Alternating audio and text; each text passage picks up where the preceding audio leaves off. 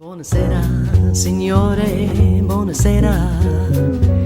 Com'è bello stare a Napoli e sognare.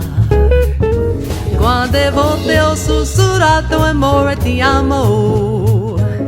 Buonasera, signore, kiss me goodnight. Buonasera, signore, kiss me goodnight.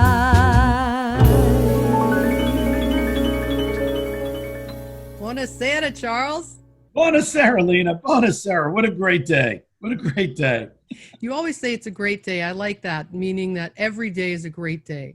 You know, it's always fun to look forward to, you know, the culture, everything we're talking about, the guest. It is really a great thing that we have here. Yeah, I'm having a great time, Charles. And thank you, everyone, for watching.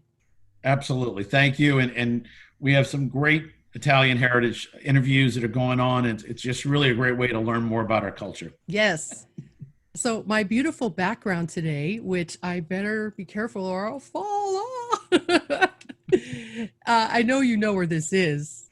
This is Cefalu, and one of my great-grandmother is from there. And what a great place to pick. There's a lot of people from New Orleans that look at Cefalu as their hometown. Yeah, I know you were telling me all about that. And it's also pronounced Cefalu, right? You're right. I was pronouncing it the Monroe way. Right, which we of course know we Italians pronounce everything differently, and it's okay. Except for Nutella. Anyway, I'm on the top of Larocca, which I had to do this today because, you know, we've talked about Nick Larocca so much, and I didn't realize there was actually, you know, a mountaintop called Larocca. It is fabulous that so many villages were built on mountaintops for security reasons. Interesting.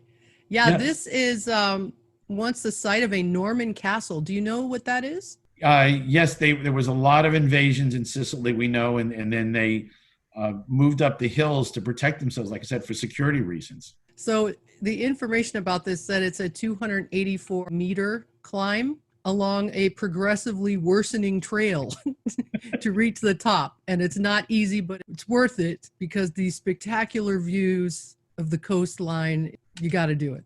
You got to do it. I mean, thinking about that, that would be roughly 900 feet. So that's a good viewpoint to be up about 900 feet. Yeah, and it's just so beautiful. And the red rooftops. It's a beautiful city, and they got the cathedral right there down at the base. It's just got a great history. And like I said, we have a very active society of Cefalu here in Louisiana. So they're up and down from New Orleans to Baton Rouge. A lot of people from Cefalu call Louisiana home. So this is great to recognize them.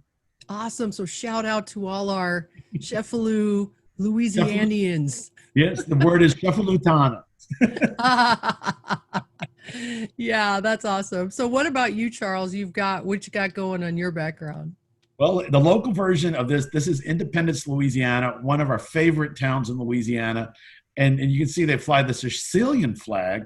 They have a Sicilian festival. They don't call themselves Italians. You know, we have that great controversy going on, whether we're Italian or Sicilians, depending on when you were born or your ancestors came to America. So it's in Independence, they fly the Sicilian flags. The town is covered with Sicilian flags, and you can see the water tower actually has the Italian flag colors on it. So they have an amazing festival. They have a great museum that they took over. Also there, they have Spaghetti Festival. And one of the things that's, you know, a little maybe controversial, but I did go, I loved it, is they have a meatball toss during their festival. Okay. And Louisiana has all these festivals. There's the Frog Festival. There's the Orange Festival. There's the Crawfish Festival. So a lot of high school girls are the queens of all these festivals, like maybe 30 or 40 of them. So they're throwing this meatball back and forth with these lovely crowns that they wear. It's fabulous, Lena. They're trying to do a lot to keep the heritage there. They teach Sicilian in Independence, Sicilian classes. And they also have a Kagutsa competition now in August. So that's another thing to put down is going to the Kagutsa competition. Well, that's awesome, Charles. We love independence. All right, Charles, I have to check this out today.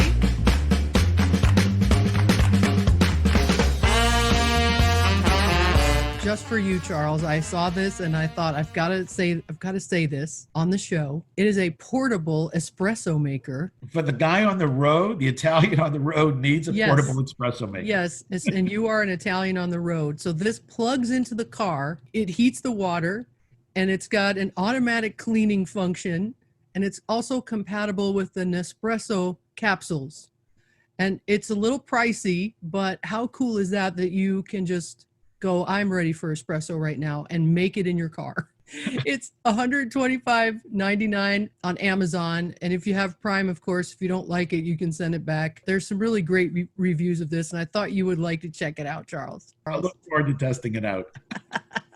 So here's our favorite part, Charles. Charles celebrates culture.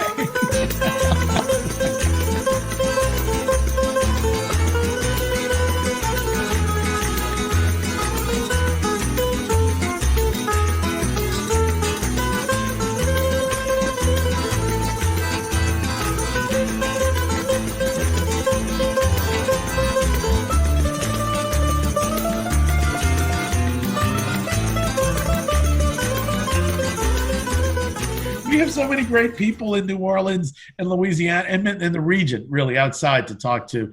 And this week we feature Father Damian Zablocki. He is not Italian, but he is one of the most Italian people in the region. He was in New Jersey, and he was taken in and mentored by an Italian priest who was born in Italy. And then he got transferred to New Orleans, and Father Zablocki is just so passionate. He says, he blessed numerous St. Joseph altars every year, says the Mass in Latin in Covington. And we're so blessed to have a priest, a new young priest. He's only been ordained 2 years ago, and that was at St. Mary's. So the fact that he's here now, and he believes Italian heritage and families is what the church needs, and what the world needs is the culture of Italians. So he's doing his best to showcase this. Well, I love him already. So Lena, Father Damian came to me about wanting a feast day, and it turns out the feast of St Expedite, or actually St Expedito, is April 19th. But St Expedito, I learned, was in Independence. And when I was there touring the museum, they have their banner hanging from the 1930s. And he was a patron saint of actually ending procrastination, do things today. He also is a patron saint of finance, and he's been prayed to by Sicilians for many things. There's a statue of him on Rampart Street at Our Lady of Guadalupe. And there was a chapel that they built in Independence for him. So Father Damian actually has brought him back. You can see his banner in the procession, and the St. Expedite Lodge has been founded. It's now part of the Italian Sons and Daughters of America through Basil Russo's group. And they put on the Italian St. Joseph's Jazz Festival that we had at Homer's House recently. So it's a very active lodge. It's $25 a year for the dues. And every month you get a newspaper. It's 28 pages on nationally what's going on with Italians. So it's really neat. We're having a young professional Italians group. Somebody has taken over creating that. So we're very excited about the potential of St. Expedite and resurrecting it. I mean, here we have something that Independence was doing, and we're bringing it back. So St. Expedite, you can pray to for procrastination? The legend, I think, happened was in Independence during the Great Depression. People were praying to him that they wouldn't lose their farms. And then I found in Palermo, there's a novena, I believe a 9-day novena to him for many things. So he is a saint for intervention during tough times. So it's on our website, sicilyjournal.com. You can read the whole novena to him. And they sell here in New Orleans holy cards and medals for him. He's really, most people first hear that and they think this is a joke, but actually it's a very serious thing. I think it's wonderful, Charles, that you are teaching us, us who do not know about St. Expedite, about this. It's great knowledge. Thank you so much. Thank you, Lena. Yeah, I'm having so much fun learning about things that we need to be passing on to the next generation. And our show and other methods will allow us to do that. Lena, the interview I recently did with Father Damian kind of covers everything that I've just explained to you. And tell me about St. Expedite. So St. Expedite is a expedite, if they call him, or expedito. So he was probably an early Christian martyr, and very often when the names were not found at the relics of who these martyrs were, they would give them names that corresponded to their virtues. So you would have Gaudentia and, an Expedite. Some people tell the story that it was actually, he arrived in a case to New Orleans. A statue arrived and it said Expedite on the outside, so they thought it meant St Expedite.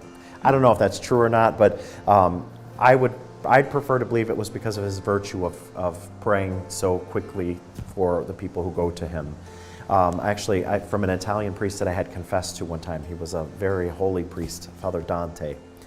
He had a statue sitting on his desk of St Expedite, and he said he's holding up the cross that says Hodie, which means today, and he's stamping on a crow, which says tomorrow. So when it comes to our faith, when it comes to anything that we have to do relating to our salvation, we have to act now and not wait, because you never know if you will not have a tomorrow. That's so true. That is a powerful statue. From my travels, I found that Independence, there was actually a St Expedite Society. That's how I first noticed them, that they had a banner there from the 1930s that someone had gotten through the Depression and built a chapel in honor of St Expedite there. One of the banners was given for protection to the Chapel of Our Lady of Mount Carmel, the Latin Mass Chapel. So we're going to strive to have his feast day and make him more known again in the Catholic community here. Well, being on the North Shore, you're closer to Independence, and I think there's some people from Independence that would appreciate that. I think so. So we're going to have to work out. We're going to have a festival. We have to have a festival for everything. We should. That was wonderful. I love Father Damian, and I'm so glad you interviewed him, and so glad that he's doing what he's doing and that you're doing what you're doing. Thank you so much, Charles, for your great segment. All right. Thank you, Lena. Celebrating Culture is brought to you by Awe News. Awe News also produces New Orleans Insider Tours, which are 10 self-guided tours of New Orleans and Louisiana. To download the apps, all you have to do is point your phone at the flow code in the camera mode, and you're ready to really experience Louisiana.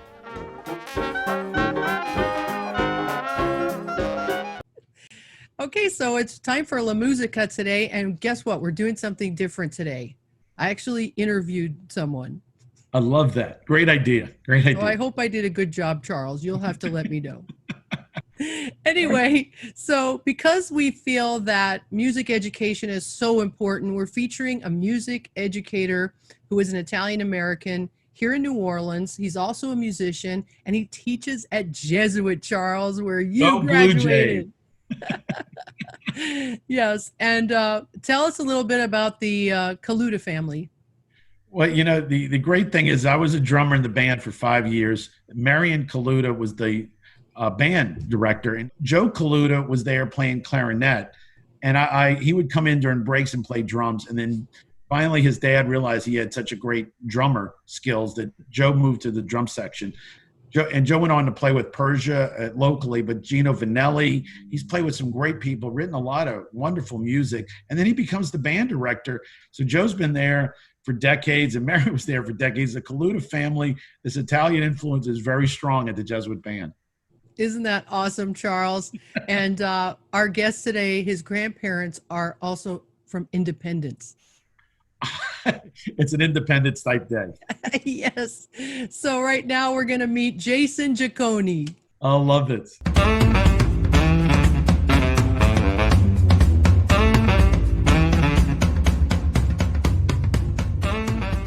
Welcome, Jason Giaccone.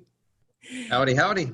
It's great to see you. Oh, it's fantastic to see you too, Lena. You're my first interview guest for La Musica on Buona Sera, Louisiana. So yay.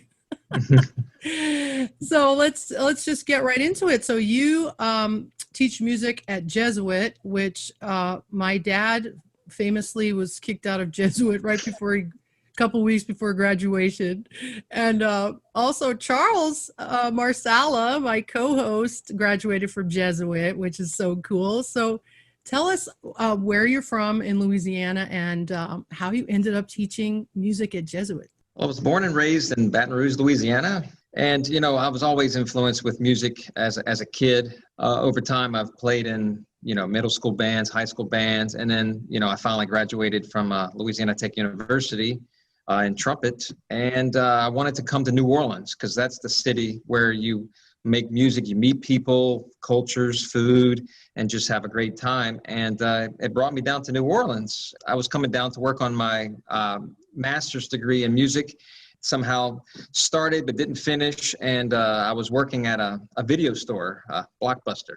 I heard about a job opening at Jesuit High School, and I knew of the school, and I knew it was a great school. And I was like, well, that's a possibility. So I went to work and thinking about how I'm going to make my resume happen. And it's an awesome story, because I went there and it was Saturday night rush hour. A lady comes in with 2 small kids, and she was at the end of the line and they're crying, you know, like all the kids are doing sometimes. And she finally makes it up to the front, and she didn't have her card. And I tried to look her up in the database and I couldn't. So I needed to have her ID and all kind of stuff. And I told her that she needed to start her membership over again. So she was very upset, waiting in line for 45 minutes. So she stormed out, and then a gentleman walks in, and I could tell that he was her husband.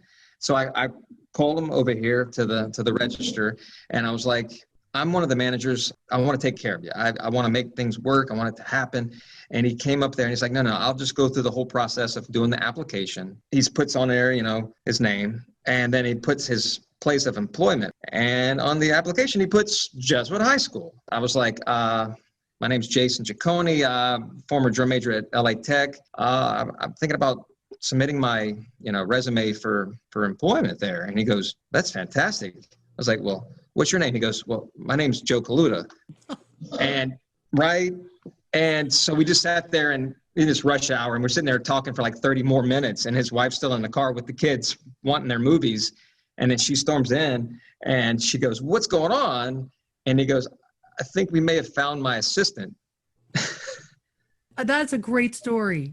It was meant to be. So 20 years later. Yeah. So tell us everything you do at Jesuit. I'm the associate director of bands. I start off, I'm a jazz band director. So I love, playing with the boys in terms of getting, the kind of keeping the culture alive of New Orleans, different styles of funk, swing, all kind of wonderful, genres of jazz. And I help with the marching band. And I also conduct the Philharmonic Society. So basically the play. So I'm the maestro. The kids call me maestro, which is always cool.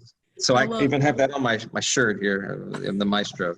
So when the marching band is in Mardi Gras, are you there too? Oh, absolutely. Usually Joe's on the left side and I'm on the right side. So we're marching down for the parades of Carrollton. We do Bacchus. We have a float for Mid-City. So my jazz band usually rides with that. Usually we march in Disney World. There's been some famous alums from Jesuit like Pete Fountain, Al Hurt. We've had some great, Harry Connick Jr., he's definitely been here. We have some newer alums. We have a young man named David Castillo. He is an international opera star. So he works in Los Angeles, but he's worked in New York. And he was actually, when I first started in 2001, he was an 8th grader playing trumpet. And by the time he graduated, he's getting a full scholarship to Loyola and singing opera, and he's in commercials and stuff now. It's pretty amazing to see, former students actually getting out there and performing. What do you do to keep the band doing things that are modern in order to compete with other schools and their music programs? It's a tricky balance to get the kids motivated. We try to make band fun. We try to incorporate a little bit more modern music. We try to incorporate more, theatrics with like sound design and lighting, so that the kids can feel like they're part of the 21st century now. And one year we did like a rock show, and at the end of the performance, we didn't tell anybody, but we shot up fireworks at the end of our marching contest at East Jefferson Stadium, and no one knew.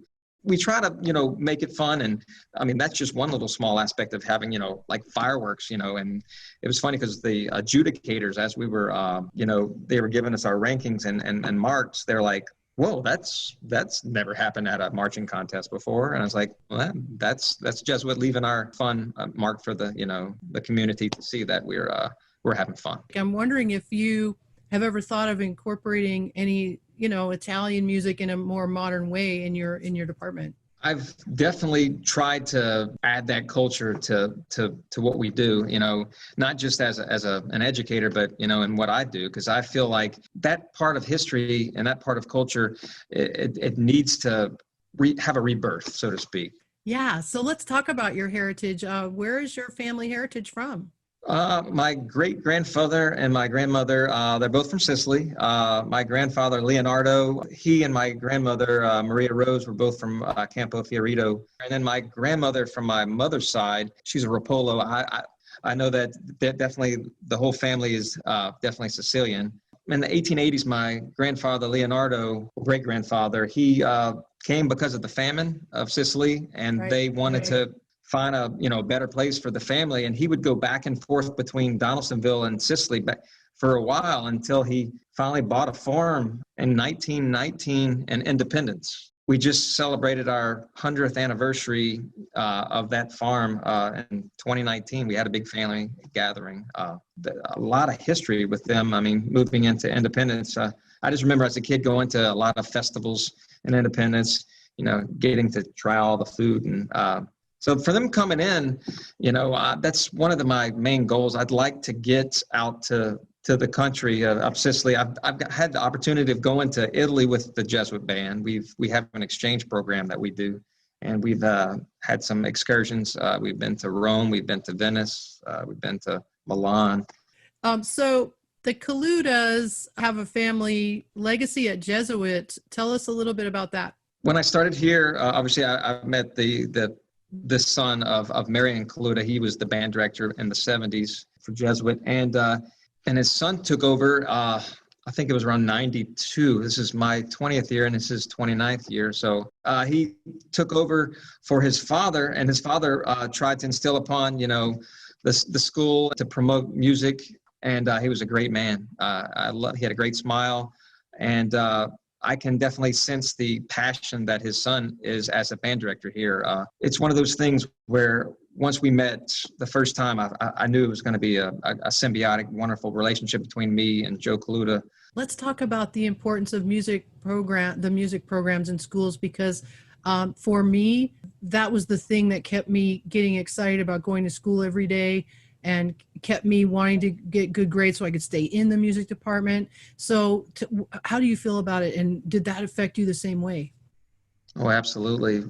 My band directors when I was a kid, I am grateful, honored, and humbled to just say thank you to them, because without them, I wouldn't be the man, the musician, the husband I am today because of their inspiration. They are the ones who inspire us, and now I'm that person, which it's a big shoes to fill. But I feel like every time I speak to my students, every time I perform, every time they see me, every time I see them, magic happens. I know that you've experienced that as well, and it's just nothing better than having an interaction of 1, 2, 3, 5,000 people just coming together just to enjoy the love of music. And I owe that to my teachers. And it's just so wonderful that you are now in that role. It's such an important role. A great teacher can make such a difference in a young person's life. And so bravo, bravo, Jason, for doing what you do. Tell us about your musical career outside of teaching. Okay. Well, I'm currently in a kind of a dance wedding cover band called Uptown Funk, like the song, but it's spelled P-H-U-N-K. I'm a freelance trumpet player. I play various wedding ceremonies in musicals around the city. I've played at various high schools, but I've played at JPass. I've played at Le Petit. I've had the opportunity to play and act on stage at JPass, which we did Funny Girl. I got hired for the gig because I would be the cornet man on stage that actually would play the horn, because most of the time it's just somebody as an actor just holding up the horn. So you wouldn't want to pick up the horn and play something right now. I would love to. Let me see. This one's going to go to my dad. Okay. All right.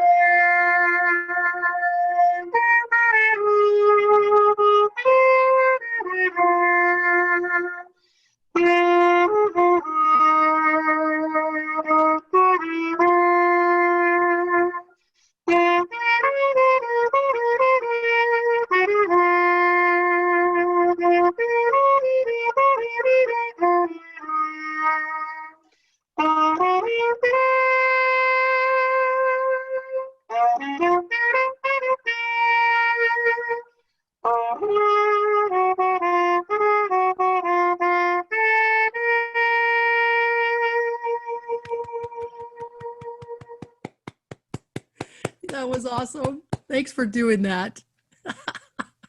And thanks so much for being my first interviewee. Interviewee, is that the right? That sounds perfect for me. This is my first time being interviewed. So this is okay. a special treat for me, Lena. It's great having you on the show. What you're doing is so important and you're so much appreciated. So just keep it going and carrying on our music traditions and our heritage traditions as well. Jason, thank you so much. You're welcome, Lena. Yay, Jason. Jason, that is awesome. That is like, what a tribute to independence. What a tribute to Jesuit. So many things he hits on. It is. And a great teacher can make such a difference in a young person's life. You know, you just don't know what's going on in kids' lives. And so that music class means something to them. And then to have a great teacher that cares so much. So bravo, Jason Giaccone. Yeah. And how nice of him to play a little trumpet for us. I thought that was fabulous. I mean, you know, you can just tell the interview that how important family is to him and what they're still doing in Independence. I mean, it just shows how tight Independence is with the culture. Yeah, and the cookie making. I mean, come on. It's all about making cookies. It made me hungry. I wanted to grab the cookies, out of the picture. All right, Charles. Well, great time today with you again. Lena's fabulous, and there's a lot of good things going on behind the scenes as well. Yes, thank you all so much for watching. We really appreciate it. Ciao, ciao, ciao, ciao, ciao. Ciao, ciao. Quante volte ho sussurrato amore ti amo. Buona sera, signore, kiss me goodnight.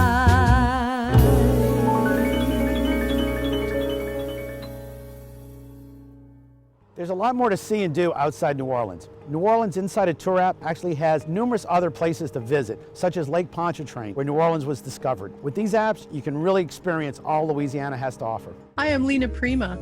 My music is available on Amazon and iTunes, also BasonStreetRecords.com and LenaPrima.com. Please like my Facebook page, Lena Prima Official, and follow me on Instagram at Lena Prima. I would love it if you would subscribe to my YouTube channel, Lena Prima. Thank you so much. Ciao. Our New Orleans Insider Tour app features a Statue, Stories, and Spirits tour. It's a great way to learn about New Orleans. There are over 150 markers that all have a little story. Here, we're at the marker to Edward Wisner, a man who was told to come to Louisiana to improve his health. He invented a pump and drained over 30,000 acres of land. The royalties of gas and oil now go to New Orleans, Tulane, LSU, and the Salvation Army. We have a lot of great stories in our app that'll add to your enjoyment and appreciation of New Orleans. It's simple to use with GPS, text, photos, and video.